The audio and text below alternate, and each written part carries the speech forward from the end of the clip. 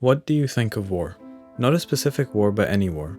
Whether it is a war that has happened or a war that is currently ongoing, what would you say your thoughts are? For me, I dislike the very concept of war. Earth is but a mere speck in the vast emptiness of space, and I don't understand the obsession with gaining power, but that is sadly what being a human implies. Humans are wired to want power, we're wired to want wealth irrespective of the consequences, and that very mindset has caused some of the most deadly conflicts in our history. In 2014, Ubisoft Montpellier released Valiant, a 2D side-scroller puzzle game with a cartoony graphic style showing the horrors of the Great War. It's a short game, but it has quite possibly one of the saddest endings I've ever seen in a video game. The first game to make me cry was The Walking Dead. The second game to make me cry is Valiant. As always, here is your major spoilers warning. I'll be discussing the game in detail, including the ending, so my suggestion would be to play the game, experience it yourself, then come back to this video. In Valiant, you play as 4 different characters that have intertwined stories. Emile, the Frenchman, Carl, his German son-in-law, Freddy, an American soldier, and Anna, a Belgian medic. The game makes you play through chapters. The chapters have multiple levels in which you play as one or more of the characters, each with a unique skill. Emile can dig with his shovel, Freddy has wire cutters, and Anna, being a medic, can heal. Carl has no unique skills, and I wonder if that has something to do with him being German. Oh, and you have a doggo too that can do certain actions for you. Each character has a story arc. The game sets the scene at the start of World War I in 1914. Carl gets deported from France to join the German army, separating him from his wife Marie and son Victor.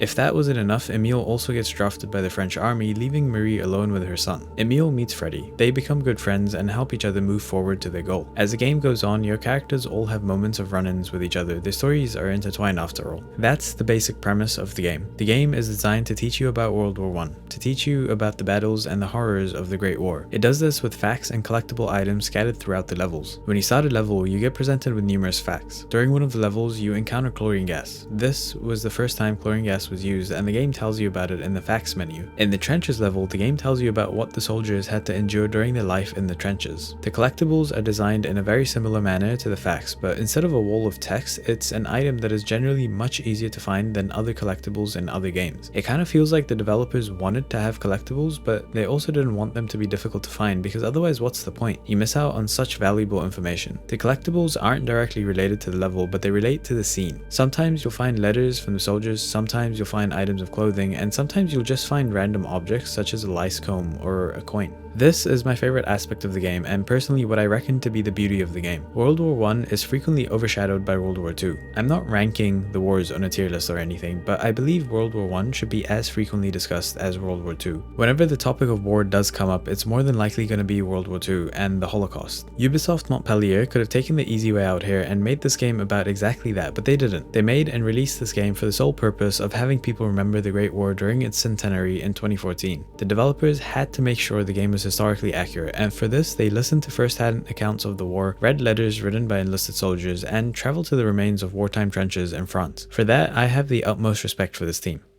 The game has quite a few goofy moments. Some of the levels in the game have you control Anna's car, and you have to dodge bullets and bombs and eventually also throw dynamite to fend off your enemies. During each of these chases, the backing track is a famous classical piece of music and the chase is synced to it, which is where the goofiness comes from, but I actually quite like it.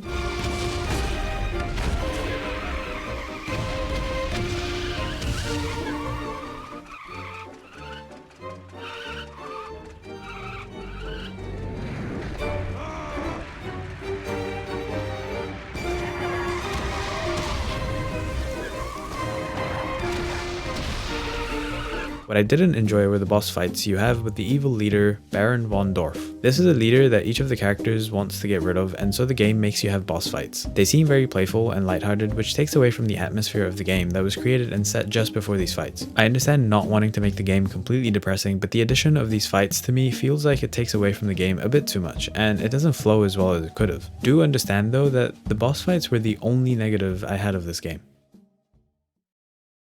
War makes men mad. The last act of the game takes place during the Nivelle offensive. I tried doing a lot of research for this portion of the video because I wanted to understand why Ubisoft Montpellier chose this battle for the ending. With how the game started and played throughout the middle, I knew that including the Nivelle offensive wasn't just a random decision. There must have been a reason behind it. 1917 marked 3 years since the Great War had started. During this period, many battles were fought to break through the German army, and most failed, with deaths rising in every battle. The year prior, General Robert Nivelle led small-scale surprise attacks attacks in the Battle of Verdun. These attacks struck at the weak points of the enemy line and were successful. Of course, these were small-scale attacks, but Nivelle believed that the same formula could be applied at a larger scale. He believed that his method could break the German line within 24 to 48 hours. Now put yourself in the boots of the French soldiers. They've been fighting hard for the past 3 years, some who have seen the terrible horrors of the war and some who have just been recently drafted. They are exhausted, they are tired, and they have seen their best friends, their brothers, blow into a mist of blood right in front of them. They just want to leave and want to return to their normal lives. Hearing about this attack would have been just the glimmer of hope that they needed, except it wasn't. At the end of February 1917, the Germans pulled back to what was called the Hindenburg Line. During the retreat, they made the ground as uninhabitable and difficult as possible. This was called Operation Erich. The Nivelle offensive now had the French soldiers attacking the Germans when they were positioned far stronger than before, all the while not having any information about the new battleground. On the 16th of April 1917, the attack was launched. On this day alone, there were 40,000 French casualties.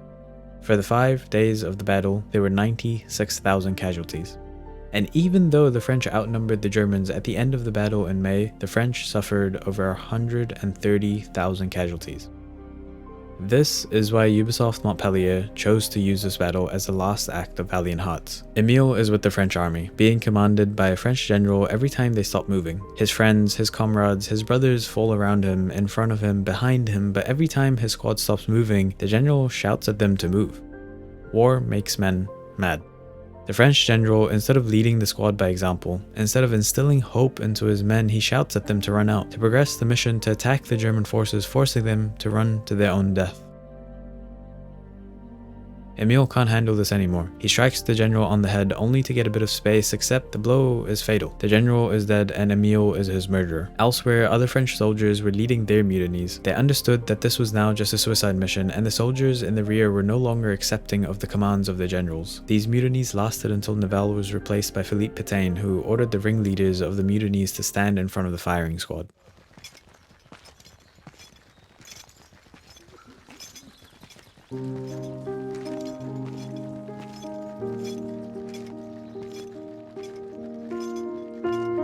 Dearest Marie, as the war ends for me, I have no regrets. I've seen too much horror. I hope fate has been more merciful to you.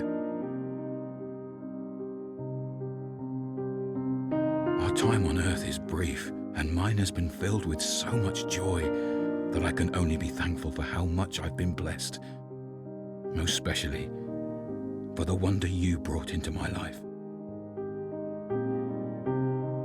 This letter is my last. I've been found guilty by a military court for the death of an officer. It was not my intention to kill him. War makes men mad. Though I failed Karl, I know my sacrifice has not been in vain.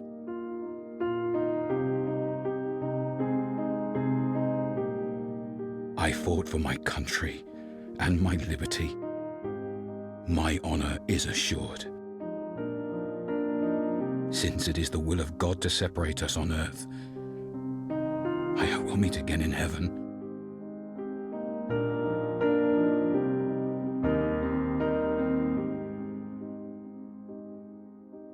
Keep me in your prayers. Your loving Papa. Always.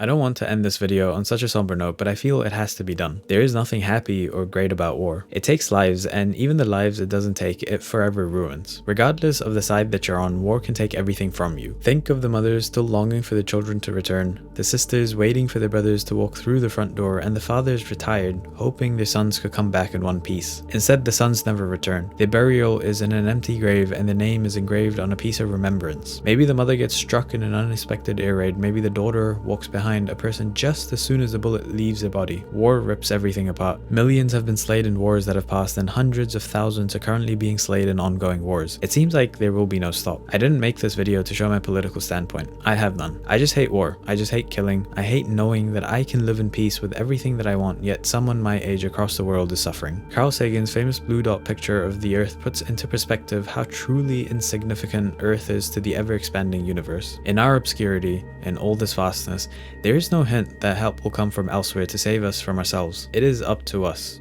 When I started writing the script for this video, I learnt of the book All Quiet on the Western Front. It was written by Erich Remarque, who was a German World War I veteran, and it shows the extreme lives of soldiers during the war. It's an amazing book, and to end this video, I'd like to read the quote that hit me the hardest. "This is only one hospital, one single station. There are hundreds of thousands in Germany, hundreds of thousands in France, hundreds of thousands in Russia.